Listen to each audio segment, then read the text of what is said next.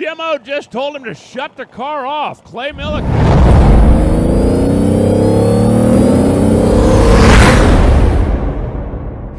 All right, here we go. Sunday morning, race day, racing the super replacement. Good kid, Austin Proc's going to be an awesome first round matchup. Got some cloud cover, chance of rain. They may move us up a little bit. Anyway it goes, it's going to be a good day. You can see behind us here, traffic is piling in. Race day. So Austin ain't old enough to remember the Alanis Morissette song, Isn't It Ironic? But isn't it ironic? It is very ironic. It's unbelievable. A year ago, I was in that fire suit, and this weekend I'm racing it. So. Exactly. Isn't that crazy? I'm like you. We were talking about it.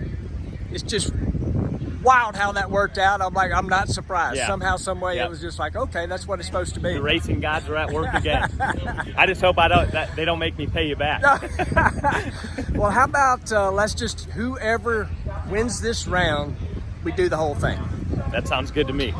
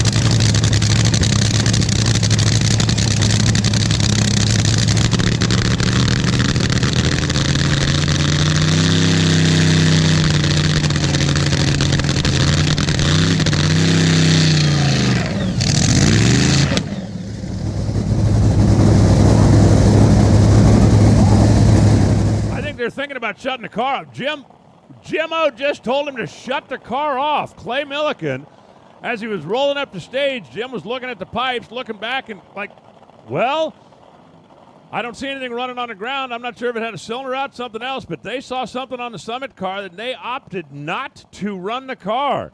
Austin Proc is going to get a free ride here in round number 1. All right, Troy, give me your perspective right quick. Coming back from the burnout, Clay's saying, shut it off. Sounds weird, popping. We could see the left side looking lean. I saw like orange flame coming out. Gave Jimmo the sign and he seemed to agree, so shut her off. Push her back. Oh, man, we got a monkey on our back. Sitting in the car, I've done this thousands of times. I can promise you something was not right. And all I could do was play some history in my mind of our buddy Doug Herbert had a misfiring engine on the starting line at Pomona. Massive explosion. As bad as I wanted to go out there and kick Austin's butt, the right thing to do was shut it off on the starting line. I have no idea what was wrong with it. And I mean, we may get back here and there's nothing wrong, but I'm thinking there was something wrong. What do you think, Troy? Fuel. My first thought is heat fuel, but we'll have to see. Yeah, I don't know. Something wasn't right. Let's turn it over and let's check the outlash and make sure we're on.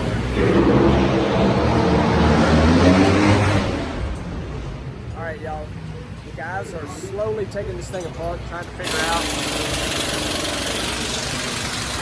what was wrong. Jimmo said number 1 cylinder got hot immediately, so obviously we had something amiss. They're kind of taking their time looking at it as they go. We'll find out. Frustrating. Okay, y'all. So we always share good, bad, or indifferent.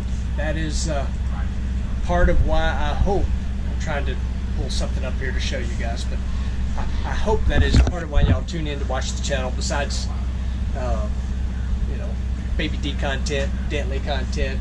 We always try to show you everything that's going on within our Top Fuel team. And what I wanted to show you, Jimmo and the crew are all out there talking at the moment, but I wanted to explain what we saw, what we found, and what happened.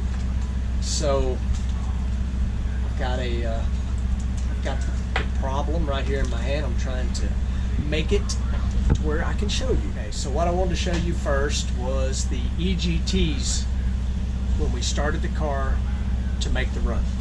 So if you look right here, here's the EGTs. Everything's right together, looking good.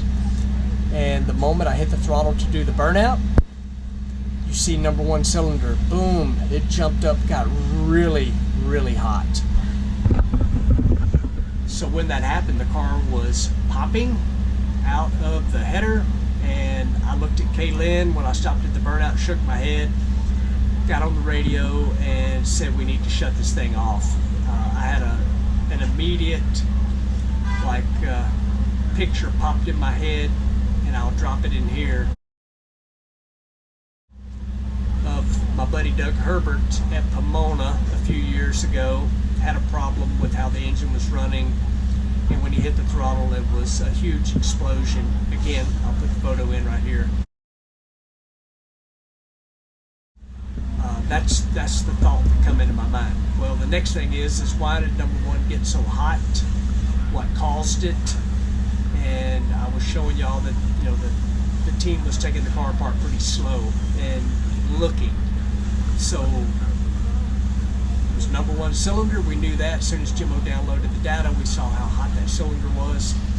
So what we found, so this piece goes in the end of the cylinder head, and a fuel rail goes in it. Inside of this is an O-ring.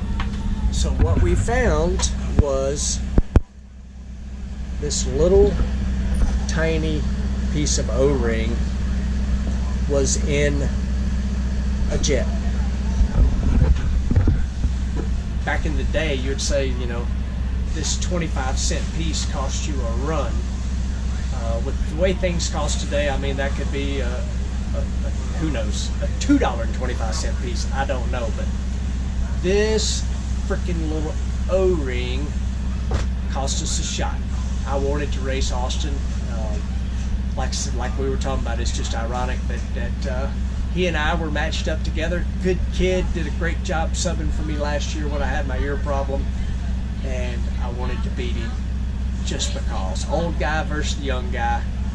Anyway, guys, it's been a fun, long few weeks from Walmart in Tennessee to Bristol.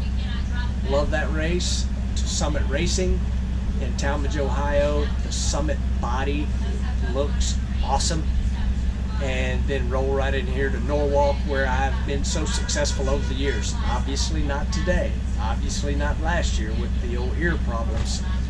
But there is nothing I can say other than we'll keep fighting. I love my job. I love you guys watching. I love you guys commenting. And I will see you in the next one. Guys, it ain't always easy. And it ain't always pretty. But there's one thing about it. Been doing this a long time. Sometimes you go down and then you gotta come up. That's what makes it so good when it happens. Appreciate you guys watching. See ya.